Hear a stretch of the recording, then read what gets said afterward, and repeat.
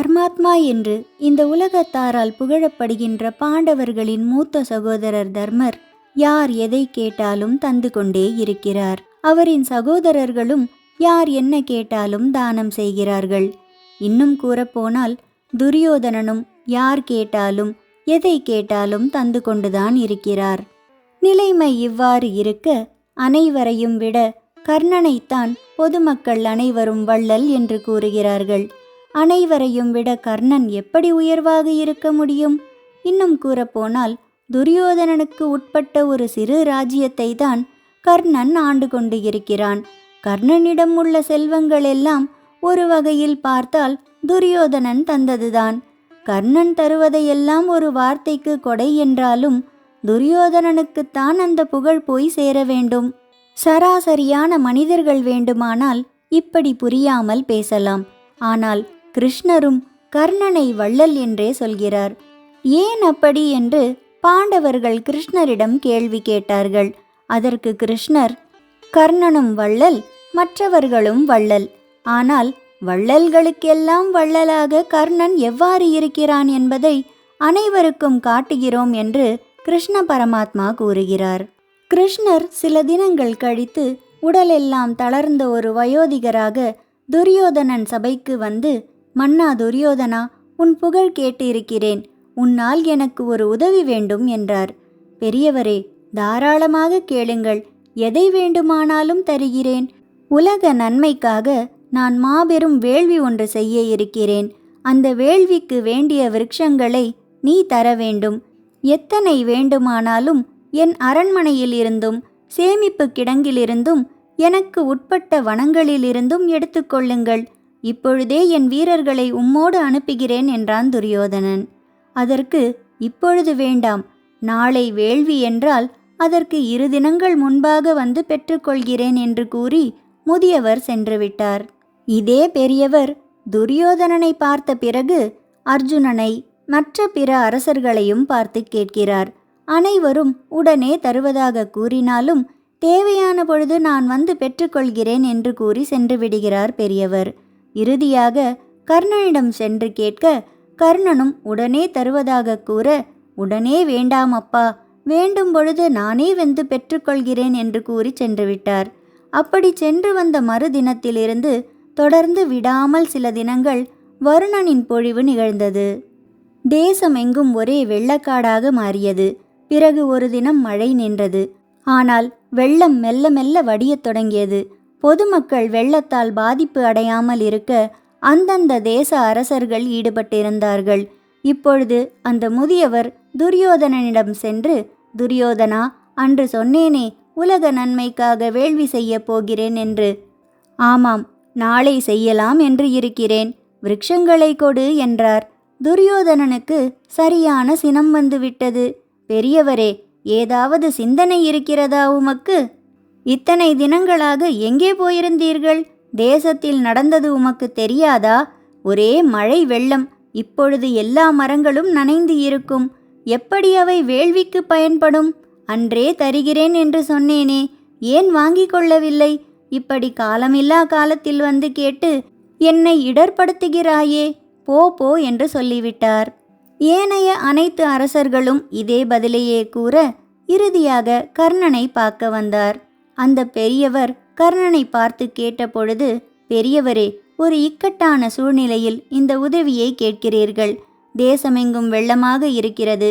எல்லா திசைகளிலும் நீர் நிறைந்து மரங்கள் எல்லாம் பயன்படுத்த முடியாத நிலையில் இருக்கிறது.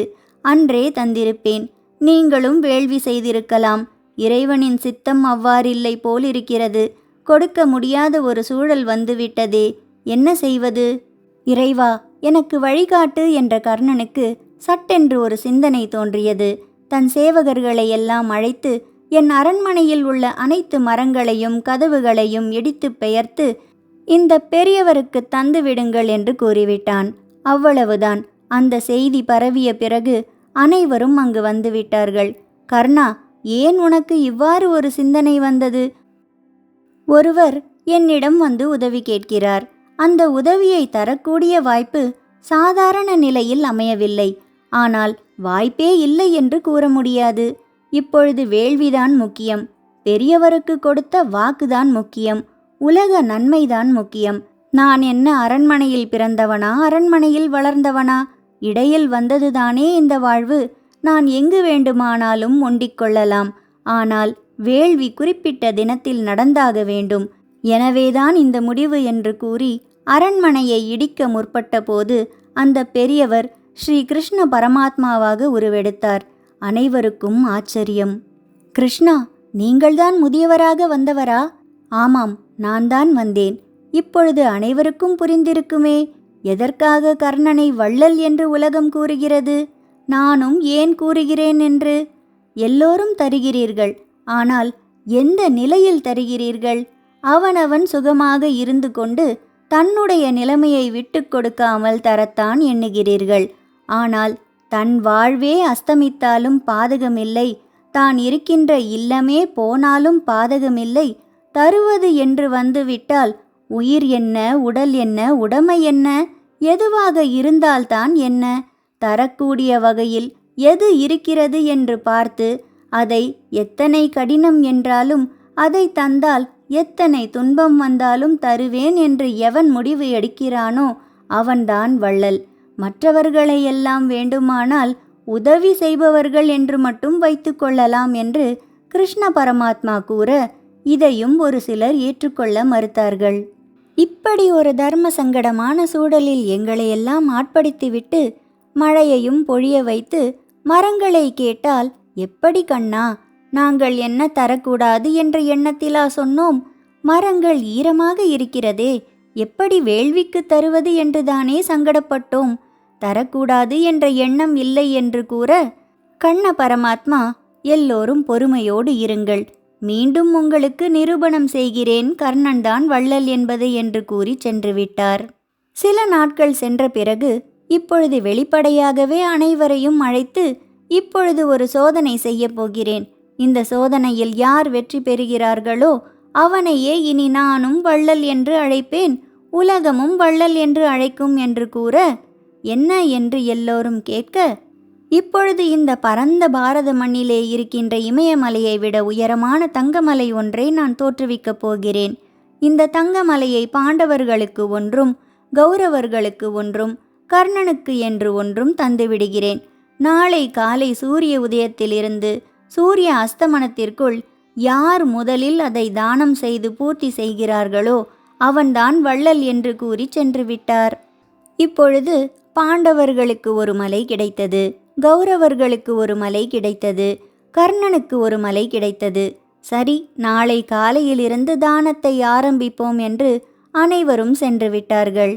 மறுநாள் மாலை நெருங்கும் பொழுது கண்ண பரமாத்மா முதலில் துரியோதனனை பார்க்க வருகிறார். அங்கே கால்வாசிதான் தானம் நடந்திருந்தது, 3/4 பாகம் அப்படியே இருந்தது. என்ன துரியோதனா, இன்னுமா முடியவில்லை? சூரியன் மறையப் போகிறதே என்று கண்ணன் கேட்க, நாங்கள் கொடுக்கவில்லை அல்லது மறுக்கிறோம் என்று எண்ணாதே கண்ணா, எங்களுக்கு அவகாசம் போதவில்லை, இன்னும் சில மாதங்கள் கொடு, எப்படியாவது தந்து விடுகிறோம் பார். ஆயிரக்கணக்கான ஆட்கள் மலையின் மீது அமர்ந்து வெட்டி வெட்டி வருகின்ற ஏழைகளுக்கு அள்ளி தந்து கொண்டுதான் இருக்கிறார்கள், நீயே பார்க்கிறாயல்லவா என்றார் துரியோதனன். அவகாசம் எல்லாம் தர முடியாது துரியோதனா, இன்று சூரியன் மறைவதற்குள் நீ கொடுத்தே ஆக வேண்டும் என்றார் கண்ணன். இதற்குள் வாய்ப்பே இல்லை கண்ணா, நாங்கள் தோற்றதாகவே இருக்கட்டும், ஆனால் பாண்டவர்கள் நிலையை பார்க்க வேண்டும், அழைத்து போ என்று கண்ணனை அழைத்து கொண்டு அங்கு செல்கிறார்கள். அங்கும் இதே நிலைதான். 1/4 பாகம் கொடுத்துவிட்டு 3/4 பாகம் அப்படியே இருக்க, என்ன தர்மா அர்ஜுனா, இன்னும் தரவில்லையா என்று கண்ணன் கேட்க, தந்து கொண்டுதான் இருக்கிறோம் கண்ணா, ஆனால் அவகாசம்தான் போதவில்லை, ஓரிரு மாதங்கள் கொடுத்தால் நாங்கள் பூர்த்தி செய்து விடுவோம் என்றார்கள் பாண்டவர்கள். அதெல்லாம் முடியாது, கொடுத்த அவகாசம்தான், சூரியன் மறைவதற்குள் கொடுத்தே ஆக வேண்டும் என்று கண்ணன் கூற, எங்களால் முடியாது, ஆனால் கர்ணனின் நிலையை பார்க்க வேண்டும் என்று அவர்கள் கூற, கண்ண பரமாத்மா அனைவரையும் அழைத்து கொண்டு அங்கு செல்கிறார். அங்கே கர்ணனுக்கென்று கொடுத்த மலை அப்படியே இருந்தது. நாங்களாவது 1/4 பாகம் கொடுத்திருந்தோம், ஆனால் கர்ணனோ ஒன்றுமே கொடுக்கவில்லை. இதற்கு என்ன சொல்கிறாய் கிருஷ்ணா? பொறுமையாக இருங்கள், கர்ணனிடமே கேட்போம் என்று கூறி கர்ணனை அழைத்து வரச் செய்து, கர்ணா, நீ என்ன காரியம் செய்திருக்கிறாய்? என்ன செய்தேன்? ஆளுக்கொரு தங்கமலை கொடுத்தேன் அல்லவா? கொடுத்தீர்கள். மற்றவர்களெல்லாம் அதில் கால் பாகமாவது கொடுத்து விட்டார்கள். ஆனால் உன் மலை அப்படியே இருக்கிறதே, ஏன் என்று கேட்டார் கண்ணன். யார் மலையை கொடுத்தது என்று கேட்டார் கர்ணன். நான் கொடுத்தேனே என்றார் கண்ணன். எப்பொழுது கொடுத்தீர்கள் என்று கேட்டார் கர்ணன். நேற்று கொடுத்தேன் என்றார் கண்ணன். நீங்கள் கொடுத்த மறுகணம் ஒரு ஏழை வந்தார். இந்தா வைத்துக்கொள் என்று கொடுத்து விட்டேன். இப்பொழுது எப்படி அது என்னுடையது ஆகும் என்றார் கர்ணன். பார்த்தீர்களா, இவன்தான் வள்ளல்களுக்கெல்லாம் வள்ளல். உங்கள் சிந்தனை எப்படி போனது, இவன் சிந்தனை எப்படி போனது என்று கண்ணன் கூற உடனே அதையும் மறுத்தார்கள் சிலர். நாங்கள் பலருக்கும் பயனுள்ளதாக கொடுத்தோம். கர்ணனோ ஒருவனுக்குத்தானே கொடுத்தான் என்று பதில் கூற, கர்ணா, இதற்கு என்ன பதில் கூறுகிறாய் என்று கண்ணன் கேட்க, மிக மிக தூர தேசத்திலிருந்து இந்த ஏழை வந்திருக்கிறான். அவன் தேசம் முழுவதும் வறுமை வாட்டுவதாக சொன்னான். உடனே இந்தா இதை வைத்துக்கொண்டு உன் வறுமையையும் உன் தேசத்தின் வறுமையையும் நீக்கிக்கொள் என்று அப்பொழுதே மலையை கொடுத்துவிட்டு இந்த விஷயத்தையே மறந்துவிட்டேன் என்று கர்ணன் கூற, இப்பொழுது ஓரளவு அனைவருக்கும் புரிந்தது. இந்த கதையின் நிகழ்வை எப்படி எடுத்துக்கொள்ள வேண்டும் என்றால், வள்ளல் தன்மை என்றால் என்ன என்று எடுத்துக்கொள்ள வேண்டும். எனக்கு வேண்டும் என்று எடுத்து வைத்து கொண்டு தருவது ஒரு சராசரி நிலைமை. எனக்கு இல்லை என்றாலும், நாளை நான் கடுமையாக பாதிக்கப்படுவேன் என்றாலும், தன்னுடைய குடும்பம் பாதிக்கப்பட்டாலும், என்ன நிலைமை ஏற்பட்டாலும் பாதகமில்லை. இன்று இந்த கணம் குறிப்பாக யாருக்காவது பயன்படும் என்றால் உடனடியாக அதை தருவதை தவிர வேறெதுவும் இல்லை. அடுத்த கணம் உயிர் இருக்குமோ இருக்காதோ, நாளை நடப்பதை யார் அறிவார்? அடுத்த கணம் மனம் மாறலாம். எனவே சட்டென்று உடனடியாக தந்துவிட வேண்டும். யோசித்து தந்தால் அது தர்மம் அல்ல. அந்த தர்மத்தில் குறை வந்துவிடும். ஒருவன் வாய்விட்டு உதவி என்று கேட்ட பிறகு தருவது கூட சற்றே குறைந்த தர்மம்தான். பிறர் குறிப்பு அறிந்து எவன் கொடுக்கிறானோ அவன்தான் உயர்ந்த தர்மவான், உயர்ந்த வள்ளல். இதனை கர்ணன் கடைபிடிப்பதால் கர்ணனை அனைவரும் வள்ளல் என்று அழைக்கிறார்கள். பஞ்ச பாண்டவர்களின் மனைவி திரௌபதிக்கு கிருஷ்ணரின் மீது கொண்ட பக்தியில் தன்னை மிஞ்ச உலகில் வேறு ஆளில்லை என்று கர்வம் இருந்தது. இதை கவனித்த கிருஷ்ணர் திரௌபதியின் இந்த கர்வத்தை அகற்ற எண்ணம் கொண்டார். ஒரு நாள் காட்டில் இருந்த திரௌபதியை பார்க்க வந்தார். கிருஷ்ணரை கண்ட திரௌபதிக்கு மிக்க மகிழ்ச்சி. அவள் கிருஷ்ணரிடம், அண்ணா, நீங்கள் துவாரகையில் இருந்து எப்படி வந்தீர்கள்? தேர், குதிரை, பல்லக்கு என எதையுமே இக்காட்டில் காணவில்லையே என்றாள். அதற்கு கிருஷ்ணர், தங்கையே, மனம் உன்னை பார்க்க வேண்டும் என்ற ஆவலால் உந்தித் தள்ளியது. அதனால் நடந்தே உன்னை காண இங்கே வந்துவிட்டேன் என்றார். அதை கேட்டு திரௌபதியின் கண்களில் கண்ணீர் அரும்பியது. அண்ணா, என்னை காண உங்கள் பொற்பாதம் வலிக்க நடந்தே வந்தீர்களா? அவை எந்த அளவுக்கு வலிக்கும்? நான் வெந்நீர் போட்டு தருகிறேன், நீராடுங்கள். தங்களின் உடல் களைப்பு நீங்கும்.